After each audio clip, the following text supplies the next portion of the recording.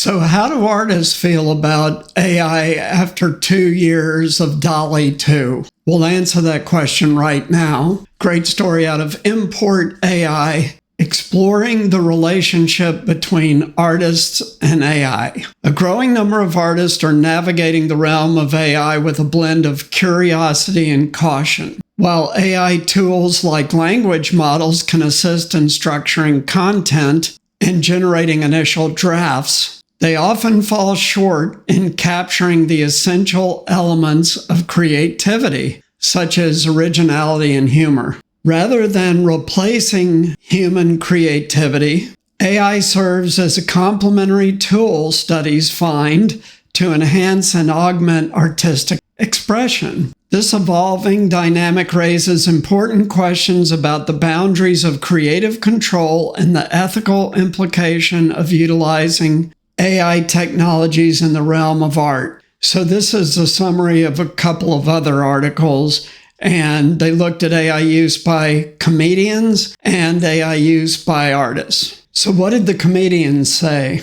The AI was not able to produce anything that was original, stimulating, or crucially funny, they said. Humor often relies on being surprising and incongruous. Creative writing requires its creator to deviate from the norm, whereas LLMs can only mimic the norm. What comedians thought of using AI, it's a tool, but still quite lacking in terms of being able to develop humorous routines for them. Now, artists. So next article talks about this huge show they have in Hamburg, Germany for creatives. People there interviewed, artists, said AI is still too glitchy and unreliable to fully replace humans and is best used as a tool to augment human creativity.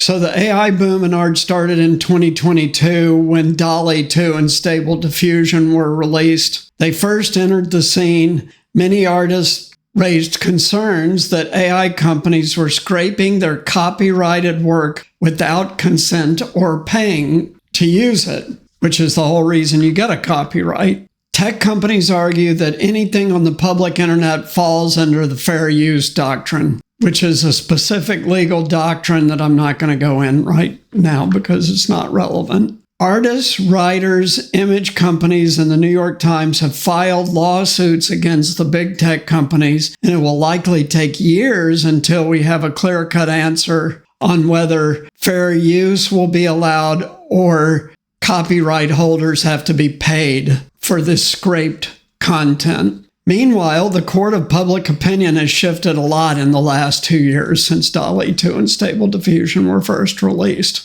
not to mention ChatGPT. Now, the general public is more aware of the harms associated with AI. Some companies have benefited from this opinion shift also. Adobe has been successful in pitching its AI offerings as an ethical way to use the technology without having to worry about copyright infringement, which means that they did not scrape copyrighted work into their Adobe solutions. There are also several grassroots efforts to shift the power structures of AI and give artists more agency over their data. That means more control. I've written about Nightshade, a tool created by researchers at the University of Chicago, which lets users add an invisible poison attack to their images so that they break AI models when scraped. That's certainly one way to do it. The same team is behind Glaze, a tool that lets artists mask their personal style from AI copycats. Glaze has been integrated into Cara, a buzzy new art portfolio site and social media platform,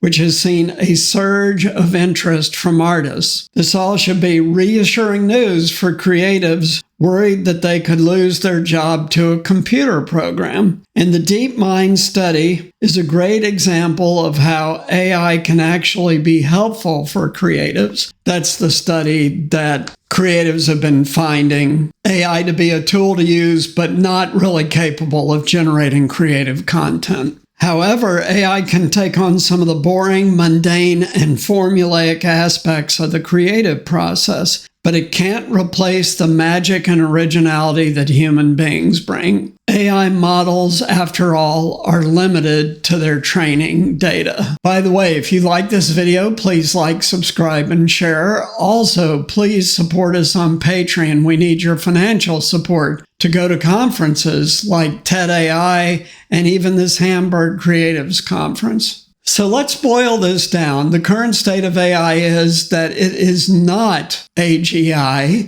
Therefore, it cannot think creatively. It can't think beyond its training sets, which means that AI as it exists today is not able to be creative in the way that artists and comedians and other creatives are creative. So AI cannot yet replicate that. It's difficult to say until AGI comes along whether or not it will be able to be creative. We'll find out within the next 5 years. See my recent episode about AGI. But suffice it to say, the immediate concerns that arose 2 years ago when DALL-E 2 and Stable Diffusion and other text-to-image generators and all of these things came out, they are not able to disrupt the creative process and the power that human beings have to be creative yet. So again, if you like this episode, please like, subscribe, and share, and also support us on Patreon. Thanks so much. Take care. We'll see you next time. Bye.